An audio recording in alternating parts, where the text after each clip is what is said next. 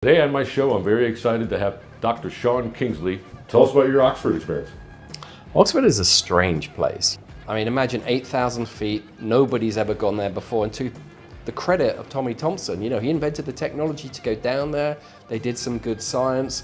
The notorious Mercedes, Nuestra Señora de las Mercedes. So I'm going to say one word, Carl, MAGA. MAGA! Make archaeology great again. Very good, very good. I like that. I like that. What is the difference between archaeology on land and archaeology in the water? To me, why is there marine archaeologists? You all are archaeologists. And why is it like Star Wars, you know, Darth Vader stuff? Look at the big picture. The big picture is it doesn't matter. Every generation will undo the sins of the fathers. Welcome to The Outdoors with Carl Allen. This is our new podcast. Not that there aren't enough in the world already. I have many very interesting people that will visit me, whether it's about Walker's Cay and our fishing adventures, or our exploration fleet and treasure hunting, or even our land in Tennessee for hunting. So I figured, why not sit down with these folks and let them tell their story? Please tune in, like and subscribe, and follow on all social media platforms.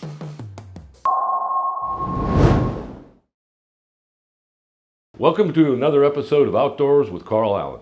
Today on my show, I'm very excited to have Dr. Sean Kingsley, a partner, a friend, and we've spent the last day here in Plymouth, UK, speaking. Both of us spoke at the University of Plymouth yesterday. Wonderful reception, a few hundred people there. I spoke about the Maravilla, and my man Sean over here talked about everything underwater. So without ado here, first thing I like to do, Doctor, is get to know you a little bit. So tell us about your background. Don't hold back. Where were you born? What are you doing now? I just found out we're almost the same. He looks a lot better than me, but he's almost my age. So. And you're going to cut that. So. Hey, Carl, thank you so much for having me on your show. It's lovely to be here. I'm sorry we're not in the Bahamas. I mean, I would have loved to go out there to the sun and the sea, but here we are in rainy Plymouth, which is a great historical city for pirates and explorers, so it's pretty fitting. Yes. So I started off as a hopeless romantic and became a hyper-realist. I was very kind of romantic and fascinated by history as a kid. I do things like go to Iron Age hill forts and see bits of iron sticking out of it and think it was, you know, Excalibur with a sword and trying to pull it out. But then I grew up a little bit. And, well, you grew up in London. Grew up in London, then around Windsor. Okay. Went to school here. Ended up doing a doctorate in archaeology at Oxford. Wow. Ran a magazine in London on archaeology and ancient art.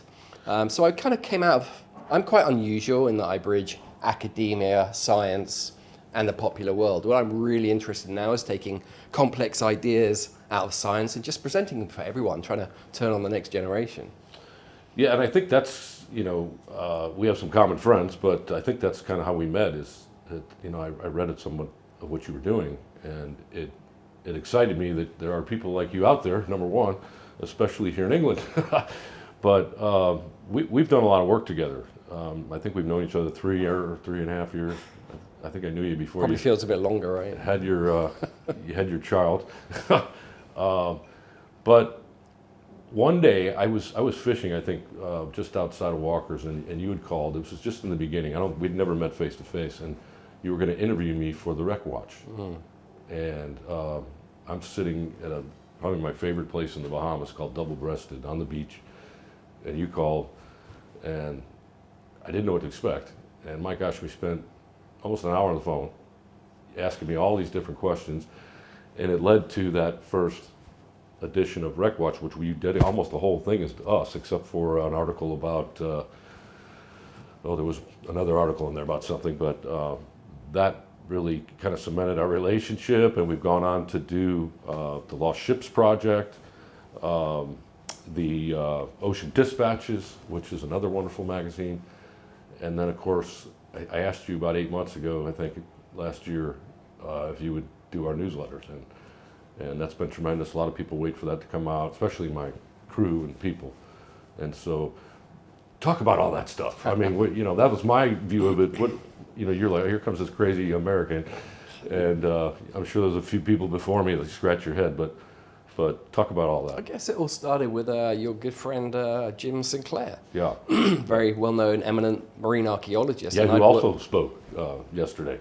Yeah, So, did a great paper. You He- all he did. really All did, very yes. well received. And yeah, I mean, I'd done a couple of projects with him, and he was telling me about what you were doing and how serious you are. You never know when you've got someone who's, not coming from that world and deciding to tip their toe in it. So you kind of, you're a little bit reserved and you're careful. But it was great to have that chat, and I was struck immediately by just how deep your interest and knowledge of history was. And you weren't mucking around. You were serious about this.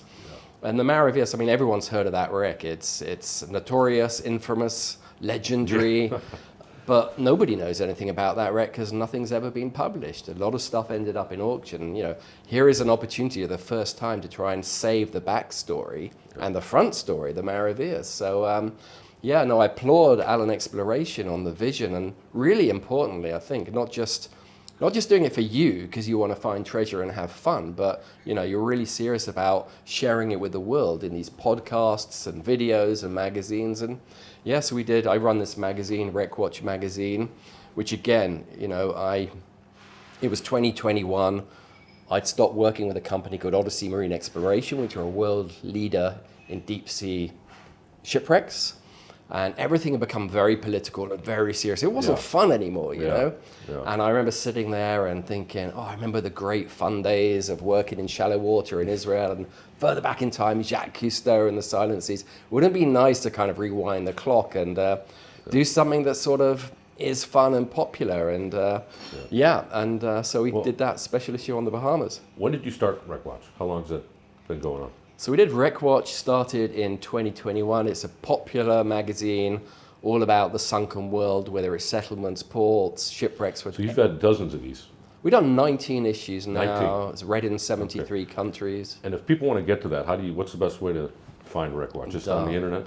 Yeah, I mean, we wanted to make it so accessible to kids today, so www.wreckwatchmag.com. We've also got a Wreckwatch TV, which is a little bit more lively. Yeah. Now, a normal Wreckwatch, you have a bunch of subjects usually in there. What's your favorite thing to write about? The favorite thing for me to write about is the next one. I love working on something, and if you don't know much about it and just getting so much knowledge and then sort of getting it all out there, the creativity, publishing it and moving on to the next one. We did Secrets of the Bible Seas. People don't know that there's a wreck off Israel every 50 meters along the coastline, right? Pirates, everybody loves pirates, but what is the truth about them? I mean, because you live and work in the backyard of the Pirates of the Caribbean. I think, we've talked a lot about that the Maravilla may have been the beginning of the age of piracy, and it just makes it that much more exciting, We heard a lot about that in the talk yesterday, but we spoke today. I had to ask you about Israel because I've been there quite a bit. Right.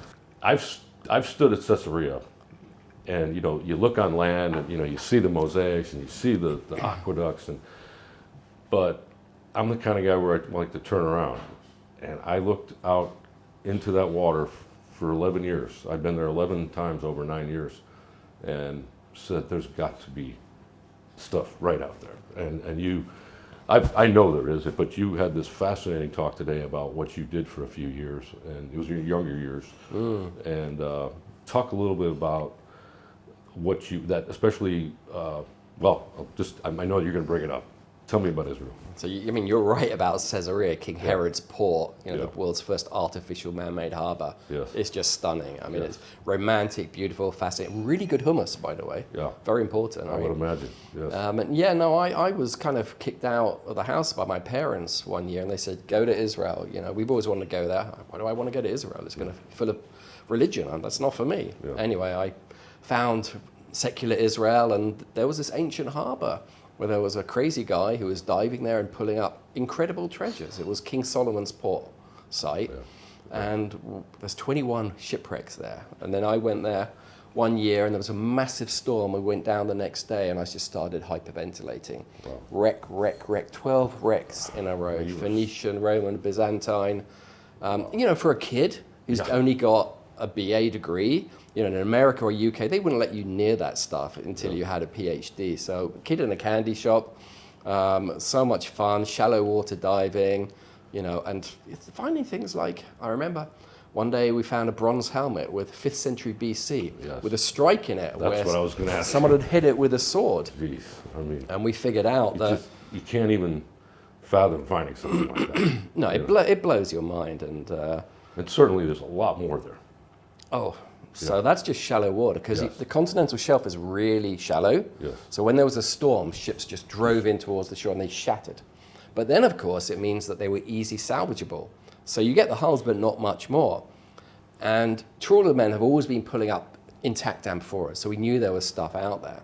And more recently, there's kind of been this new space for gas extraction off Lebanon, Israel, Egypt. I was just going to mention that because this is going to lead to a lot more discovery, because they're going to be magging and sonar and all that down there. So it's hard not to be excited. Well, there's a couple of sites. There's Leviathan, Yep. which is a gas extraction site. Right.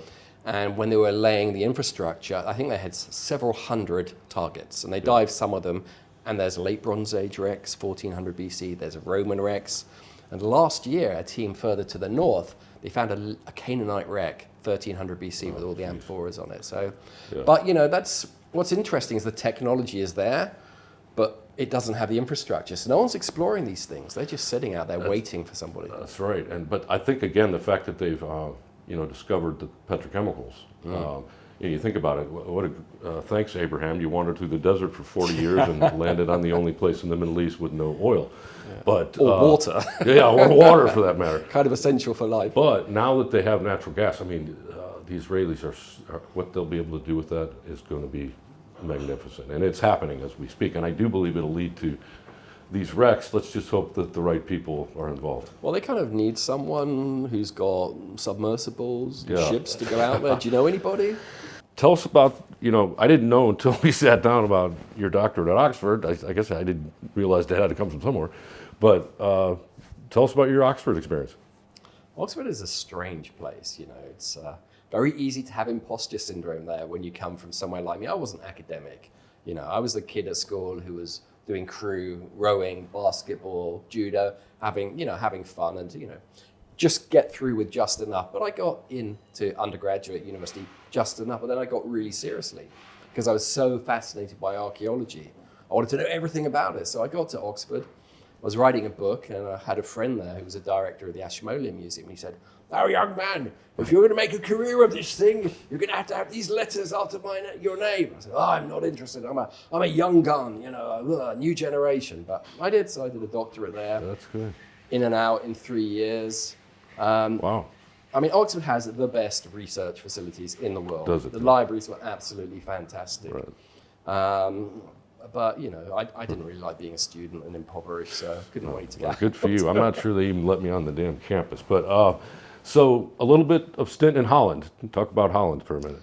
Yeah, no, I was one of these kids who I had wanderlust. I felt quite suppressed in the UK. I didn't like the formality of it in school and wearing ties and being itchy. So I had a pal and he moved out to Barbados. Seems like that's still the case, Sean. But No, I'm good. I'm very comfortable in my own skin. But we were going to move to California, but he moved to Barbados. And so I just kind of started traveling around, did 2 years in Israel, moved to Holland, just had an interesting time in there. Moved back to the UK and then sort of had the opportunity to run the first Ancient Art and Archaeology magazine. yeah, that was my next thing. So you went right from school, or no, from Holland to here for the magazine? Yeah, pretty much. And what was that experience like?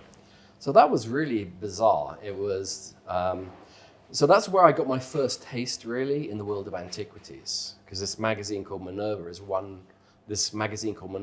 run by a very successful antiquities dealer out of New York. And, he basically used it as an advertising opportunity. If we could have stories about ancient art in there and put some adverts in it, he knew that through those adverts, once every 2-3 years, someone would come and buy a statue for $2 million. And so it was good publicity and it paid for the magazine. It's probably tax deductible. Yeah. But, it was a very steep learning curve. I would sometimes work all throughout the night. But he was like, he'd ring me up after the magazine and he'd come out and he'd say, "Young man, it's all right, but be very careful. There's too much archaeology in it." Like, well, that's the fun stuff. Yeah. Come on, not just these dead pictures of statues. Wow. Jeez. Sean, I got to ask you about, but let's got to talk about a few of the projects that have gone out there. And I don't think you were involved, but I'm sure you know a lot about it. You've written about it, and it's going to lead to the next subject to talk about the state of everything out there. But could you start? Let's talk about the Mercedes first, and a brief what you know about that. Yeah, the notorious Mercedes, Nuestra Señora de las Mercedes. So it's funny, you know, when I was working for this magazine and I met Odyssey Marine Exploration, Greg Stem, the founder, and he said he wanted to meet me, and I thought, oh my goodness, because I knew he was in big trouble with the courts. It was all over the newspapers, and you know, you assume that this would just destroy them, but they, you know, they weren't. They were flourishing. So they discovered this shipwreck, this Spanish frigate of Portugal. A frigate. So what year? Was sank in battle with the British in 1804. They blew it sky high to the point that the cannon ended up in the rigging. Yes. Now that was coming back from Latin America with 600,000 silver coins on it. Wow. Which is a lot of moolah to pay for wars, etc. And was this in the Channel, or where did you go down? This went down off Portugal. Off Portugal. Off Cape Maria. Okay. And Odyssey found it, and as you do, being an American, right, you hire 2 jumbo jets and you put them in buckets, and where people should be having popcorn, they put these buckets and they flew them to Florida, and then they put out a press release, and the shit hit the fan. Yeah, you can only imagine. Yeah, it's quite famous. Yeah, and so and you know, the Mercedes case, or what they called Black Swan, really became the most famous legal issue about who owns the past. It became the battle for the deep based on that, and it was the perfect storm, you know, because for heritage people, it was a great example of, you know, looting patrimony, because Spain said, listen, this is our frigate, right? We never gave it up. We didn't give you permission to go and plunder it, because of course you plundered it. Right. You know, it was an inconvenient truth that Odyssey had actually made the most detailed survey and photo mosaic of this massive, you know, blown up debris field. Right. Wow. And so what year was that? This was 2007, and the case rumbled all the way up to the Supreme Court until 2014, when, despite the fact that, yes, it was a frigate and it had cannon on it, but before it set sail, they'd taken a lot of the cannon out to make accommodation for women and children, and it had mail on it. And I've seen the manifest. 73% of the silver coins were for private merchants, not for the king. So this became a political pawn, right? It wasn't a fair decision. From what I've read, I may be wrong, right? Sure. And Odyssey were forced to send it all back to Spain, and they got a fine of $1 million. Yes. Ouch. Yes. And it's their, I haven't seen much lately they've done, so it's almost like they've gone, and their stock price is real low, and it's kind of sad that, you know, if you really, like you said, that wasn't a warship. But they kind of set the bar. You know, I'll always give them credit and respect, because they were willing and able to boldly go where no man or women had gone before. They jumped the barbed wire fence into the deep. They developed the technology, you know. But I think they're, you know, what they did is maybe they just flew a little bit too close to the sun, like Icarus, and their wings just, the wax melted and they fell down. Well, too many court cases. Do you think they got everything? Do you think everything's No, anything left? we know they didn't. They mowed the lawn in the English Channel, where we are here, just outside this window, for many, many years, looking for high-value targets, shall we call them? The Merchant Royal, you know, 1641, one of the most, the biggest treasure ship, the Holy Grail for the UK, never been found. The Vierge de Bonport, a French wreck, absolutely loaded with stuff. So there's plenty out there. Another one, the Victory. Tell us a little bit about that. Yeah, so, I mean, when I said, yeah, I'll come and contract for you through my company, Wreckwatch International, for Odyssey Marine Exploration, what I also already knew is if you're going to go and look for one high-profile target, right, you're going to find hundreds of other wrecks around it. And that's where things got really exciting for me, because, you know, you get the opportunity to, you know, be the first people to see the history of the world from the bottom of the sea. And we found everything from French pirate ships through to World War II German submarines on secret missions, and everything in between. Now, in England, the Holy Grail was a ship called the Victory, which was a first-rate warship, English, the greatest warship of the early How Georgian many age cannons? of sail. 100 bronze cannon, 100 bronze. 1,000 crew, like a floating town, right? Jeez. And it was coming back from Gibraltar, having escorted merchant ships into the Mediterranean, coming back just as winter was starting in October. 17 ships in the fleet, and only the Victory was never seen before. Wow. And the Admiralty sent search and rescue missions down to the Channel Islands, Guernsey and Jersey. They were convinced it went there because the lighthouse keeper had seen and heard cannons firing in distress, right? So everybody, some of the people you met tomorrow, they spent half their careers looking for this thing around there. Yeah. Yeah, you say tomorrow. I'm so excited. We're going to go get a tour with Alex at the Mary Rose Museum. And I don't know how I'm going to feel when I see that, but I'm very excited about that. So, I mean, we should say, though, Victory is like, it's in our DNA, the word Yes. Victory, because that ship was badly built. None of the commanders wanted to go on it, right? But if the lessons hadn't been learnt from that after it sank, they wouldn't have been Nelson's Victory and British, ruling of the waves by beating the French. Ultimately, you could say, whether that matters or not in the age of, decolonizing the world.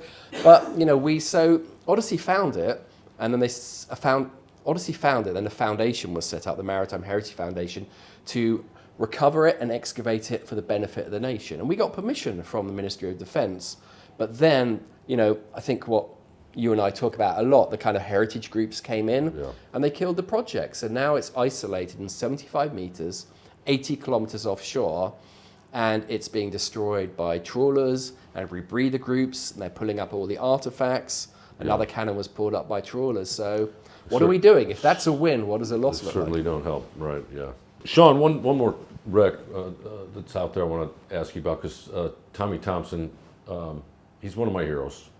I know he's did some things that he probably should have done differently. But You mean you want to spend time in jail? no, but I've tried to reach out to him. I just think he's to go through what he has. He's against one of my heroes. But It's funny he's not answering his email, right? no, and I usually get something back from the feds saying that it's hard to talk to him. But I would love to meet the man. I know he's not doing very well health-wise, but talk about the Central America a little bit and what happened there and your opinion of it and anything. What happens from here, if anything? Yeah, I mean, it's a fascinating story, isn't it? I mean, there's only two ships that are just known by what they are without their name, Central America. You've got Titanic, Ship of Dreams, and you've got Central America, the Ship of Gold, and it does what it says on the tin. It was coming from the California gold rush, hit a hurricane in 1857, bang, thousands of meters deep. I mean, imagine 8,000 feet, nobody's ever gone there before, and to the credit of Tommy Thompson, he invented the technology to go down there. They did some good science. But, for me, it's become a little bit of an obsession with people. They start salivating over this shiny metal kind of thing. But that's why it was so interesting when Odyssey Marine Exploration was sent back by the original kind of investors, insurers, to see if they could actually get some money to give back to these guys who'd have invested. And no one... I think originally in 1990, when they did the project, the ROV was quite limited. It was very slow. It had the strobe lighting wasn't quite there. And then you're going down with Zeus, this all singing, all dancing, 7-ton remotely operated vehicle, and bang, you turn on the lights. Your archaeologist, Jim Sinclair, he worked off there, and I know that his mind was blown. So they found the gold. That's great. They found some gold, silver, returned it to the stream of commerce. But then they started drifting south. And they were following the yellow brick road, this debris field. And the pathos, this is where what you're interested in, the human history element kind of kicks in. That you have to imagine back in 1857, the hurricane has hit. These people, they've worked their backsides off in the California gold rush. They've made it big, right? And they're on this ship, supposed to go to their new lives and their new houses and, say to their wives and their family, we did it. All that hard work was worth it. And they're on the top of this deck. And the waves are breaking over it. And the captain says they're standing there with their bags full of their gold and silver. And the captain goes, you've got two choices. You can take your baggage and drown, or you can drop it here. And they all dropped it. And that debris field was the bags they left on the deck, broken open, full of little bits of jewelry and coins and personal things. But I think Do you think there's still much left there? There'll be some bits and pieces of gold, but I think the high value stuff is gold. But as as a time capsule, you know, there were these green stains on the seabed, and as the robot kind of zoomed into it, there were these circular frames and faces were peering up. These were daguerreotypes that the miners, when they struck it rich, you know, they went to these fancy photo parlors and put on, you know, fine clothes and had photos taken. So you've got the faces of these miners and their families staring up to you. Absolutely incredible. Faces from the deep. We saw Very some cool. of that in the presentation, and just seeing those pictures, you get the spine tingle. I mean, But that's what you want, Carl. You don't want something you've seen before. More pottery, more silver coins, you know. What you want is stuff like, you know, when you find a kind of gold chain that's come from Manila that nobody's seen the style before, or you see your pendants of what the heck is this, and you can link it to the Order of Santiago. I mean, that's something unique and it adds to history, right? yeah, I mean, you walking around with Michael today, and I pick up my phone and see that shot. We actually saw myself today. That really brings it home, because I didn't realize there was one of the paths to get to Santiago was here over on a ship. I was always looking at the land, approaches to Santiago, and to see that today, it blew me away. Yeah. Well, they didn't have health in those days, and they didn't have medicine, so you had to keep on the right side of God, make a pilgrimage. I wonder to where Santiago. what port they would go to in Spain, because it said on that plaque that they were licensed. And obviously, if you're licensed, not everybody's doing it. All right, Sean, this has been a great podcast, very informative, and I want to talk about a couple more things. We're going to get to your books, because I just finished one, and I was thrilled. Very kind of you. But the state of archaeology, and when I went into this business 5 years ago, I had no idea some of the things that I would face, and I set out to do it differently, and I think that's kind of what connected us, because I like the way you think, and I think you like the way I think. To take the PPP road, the public-private partnership, in my mind is one of the few ways to do this, because public money to do this kind of risk is almost impossible. It takes resourceful people like myself to have that interest, and trust me, I can guarantee you this is not profitable, at least yet. Maybe someday, but today it's cost me a lot of money, which I'm thrilled about. We've changed history a couple times, but share with us your thoughts on the way we're doing it, the public-private partnership part of it, and you think that will someday give a lot more people access to archaeology. I mean, I don't know if you're in archaeology coming out of a school somewhere, where do you go to work? Well, that's a small question, isn't it? Yeah, so take that on, Listen, you can't do anything without money. We live in a creative economy. Archaeologists might think they're purists. It's really weird. Day one at university, you get taught everything is sacred, from a potsherd to a statue. Why is it, though? They don't tell you why.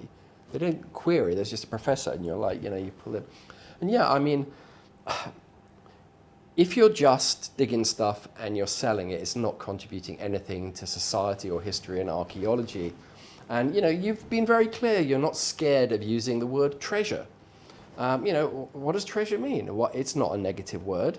You could do what you wanted with that stuff, but you're not. You're keeping it. You're recording it. You're doing 3D photogrammetry. You're sharing it in so many different platforms. You built a museum. I mean, people don't realize it's not an easy thing to do. Well, it's a I love what you vision. said, first of all, because, as 5-year-olds, when I was dreaming, look out the window at school, I wasn't thinking about underwater or cultural artifacts and resources. I was thinking about treasure. And, it's like I said in the meeting, I almost feel like I'm in an AA meeting. You got to go, hey, I'm Carl Allen, I'm a treasure hunter. But do you think that, the world is going to change at all, or are we am I looking at a wall that'll never change? But that's my goal. This is a really bad period of time for doing underwater archaeology. It's a real tipping point, and the heritage lords, these kind of crusaders of the deep who wag their fingers and their rules and regulations as if they're the 10 Commandments. It's a tough time. Who's to say whether it's right or wrong? But why aren't they having a conversation? Why is it like Star Wars, Darth Vader stuff? Look at the big picture. The big picture is it doesn't matter. Every generation will undo the sins of the fathers.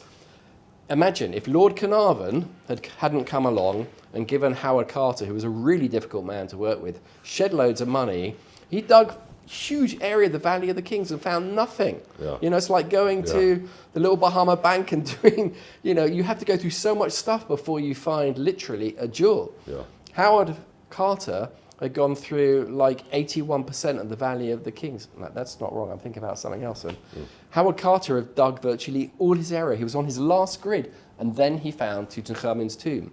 And that has gone on to give so much joy and inspiration and traveling exhibitions to people. But without a private-public partnership, that would never have happened. So for me, you know, for the heritage groups, there's our way or the highway. You know, I don't think it's defendable, right? I think if you want to succeed, you've got to be flexible. There've got to be difficult models. There've got to be different models. You've got to think outside the box, right?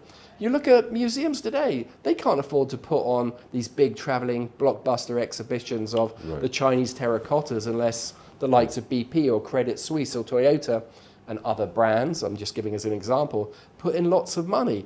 So the problem is that, you know, you throw water into the mix and everything gets seriously fuzzy. We don't have good managers. We don't have good thinkers. You know, we need people to go to school and do archaeology and media studies, archaeology and PR. You know, but well, you know, we're not there. I'm not an archaeologist by any means, but I've quite learned, good at digging holes, Carl. Yes, I'm good at digging holes, but I've learned a lot, an awful lot. You know, from yourself, from Jim, from Mike, various other archaeologists that I know. And when I was young, I was always fascinated. I grew up in northern Illinois, and in the spring we had a trip down to the Indian mounds where you could go and dig, and you know, it seemed like we had no problem down there. What is the difference between archaeology on land and archaeology in the water? To me, why is there marine archaeologists? You all are archaeologists. Please tell me why this is. This is a really, you know, I got to be blunt, ignorance, water on the year. Don't forget that people have been digging for hundreds of years on land and there's tried and tested methods. They work. Like they had in situ preservation on land, it didn't work. They threw it out. In London, you know, they're creating a new railway line called Crossrail to go all the way to the north. They find 30,000 skeletons. They dig them up, they relocate them. You know, it's what we do. We dig. That's why we're here. You know, we're here to push the borders of exploration. Underwater, people don't have the money, they don't have the skills, they don't have the resources. And because they don't, they assume that other people don't as well. So they try and close it down. And because there's so little money, which is what we were talking about, how do you find money to do what we want to do? There's so little money. And the risk, I mean, the risk is huge. You know? So you've got a small group of people who are trying to control and government. That goes back to treasure hunters again. What is treasure hunters all about? You need a common enemy. You need a bogeyman. So you can go to the government and say, listen, if we don't close down these terrible treasure hunters, like on the San Jose, then they're all going to be destroyed. Well, so you better give us more money. I mean, I've heard from more than one archaeologist on this side that jealousy is that, you know, we're out there doing it and making history, and they're sitting in a classroom teaching it. We saw and that. Not making a lot of money. we saw that with Odyssey Marine, and I'm sure it's the same with you. Yeah. A lot of what you're seeing isn't about proficiency and skill and how good you are. It's about human psychology. I'm sure it was in business, right, as well. It's like, my God, look at your robots, look at your submersible, look at your super yachts. We can never even dream, and you're not going to invite us to go on them. So if we can't play with your train set, we're going to destroy it. Yeah. So yeah, you're right. It's green-eyed monster. I don't know. That's hard for me to accept. I think everybody should be excited, and you know, we're not out there just pulling up silver coins and all. We do some of that, and I'm going to talk about what you said in your book here in a few minutes. But so you're a firm believer in that public-private partnerships do and can work and do work. Yeah, I mean, I'm not going to say that stuff should be sold, because in an ideal world, I'd like nothing to be sold. But we don't live in an ideal world. Look on land in this country. You know, we have something called the Portable Antiquities Scheme.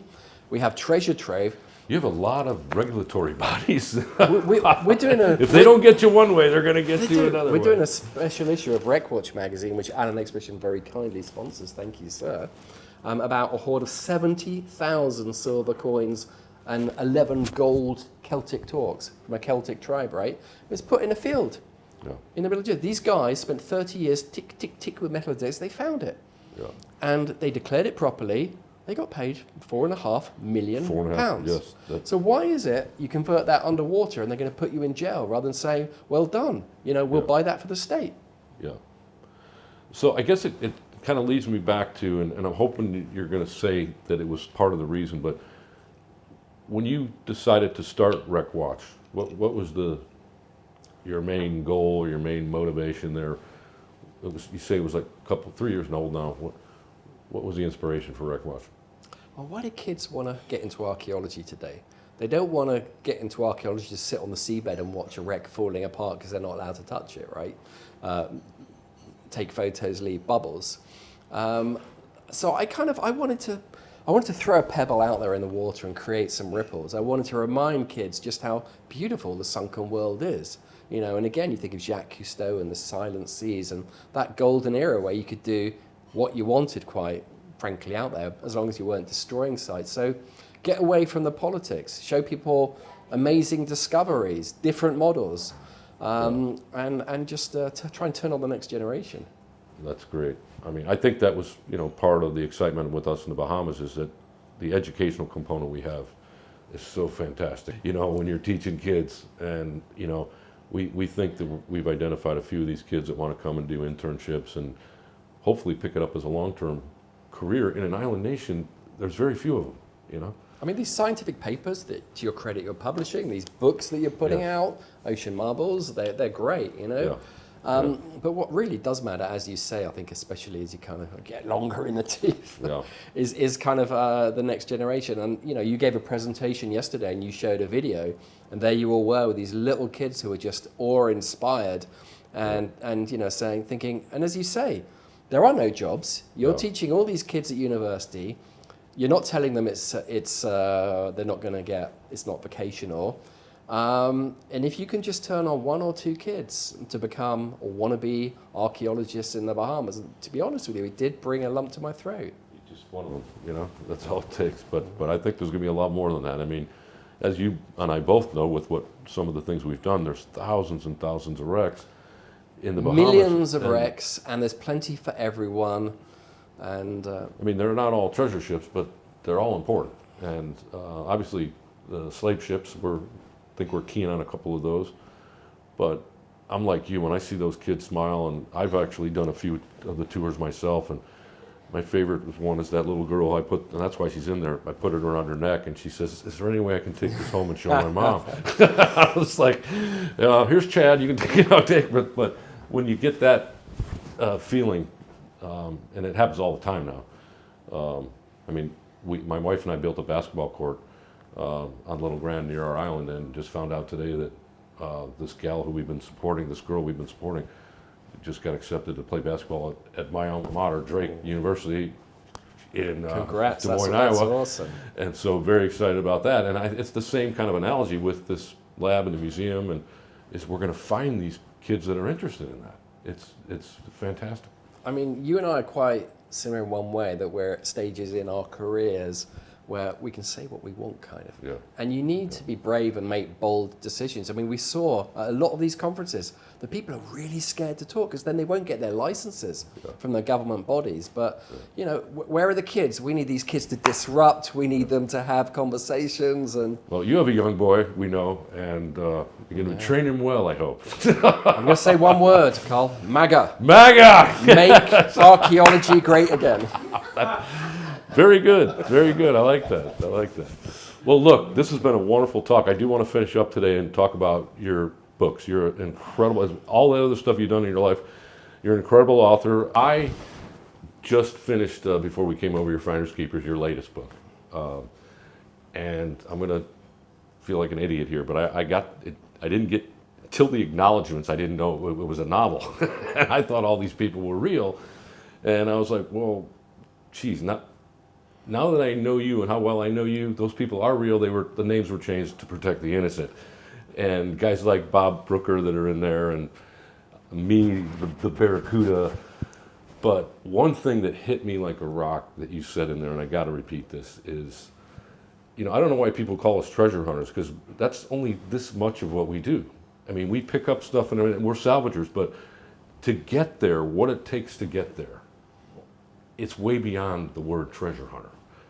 And you say in your book, and I mean, I scribbled all over it, you said that's, you know, a guy like Mr. Allen is not a treasure hunter. He's in a game, and the game is called man against nature. Mm-hmm. And that is what I really do. I fight nature every goddamn day. Treasure hunting, yeah, we do a little bit of that. The rest of the world, we're fighting it. There's some war. I mean, we wake up in this business and look on the horizon and which way the damn cloud of dust is coming at you, you know. And to have you guys out, people like you out there supporting us, not only in your books, because the way you write, but the newsletters, the magazines that we've done, your speeches, you know, to have you on our team is, it's hard to find that in today's world. And I think you've helped us. I mean, Jim and I have spoken at 5 universities, you know, and I know when he walks in there, he kind of, you know, I'm back. And, you know, my favorite ones, we spoke to the law school at the University of Florida in Gainesville. And no bad questions. People, every one of them had a question at the end. There's some real interest here, and they offered to help us. I don't know how we do that, but to have a couple academia guys on your side is not a bad idea. But talk about my 2 favorite ones there, the Pirate King and Keepers. How do we get them? You know, what's your favorite? What's your favorite one? I guess they're a little different, but I got to say though, but just to backtrack, I've got to say just to backtrack a little bit. People don't see it when you give your presentation or you do the podcasts or you know you show the videos. It looks easy, right? You get on your boat, you go there, you dig a hole. Oh my God, there's my wife with a great jaw, right? Yeah. But there's thousands of hours of research behind it. There's blood, sweat, and tears, and sharks. There's a lot of sharks out there, right? Yes. But you know, to be a bit positive as well, this is a really golden age for what we do. You got you guys, the guys who've discovered the Endurance. The San Jose has been discovered. It can't be undiscovered. Yeah. You got Martin Scorsese. You got Martin Scorsese doing a series on Roman shipwrecks off Sicily. There's a lot to be hopeful about. And yeah, I mean, what we're doing, your whole crew, it's not a job, it's a way of life. Yeah.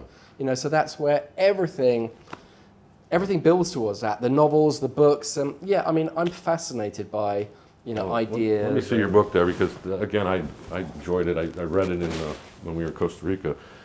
And again, I love that line.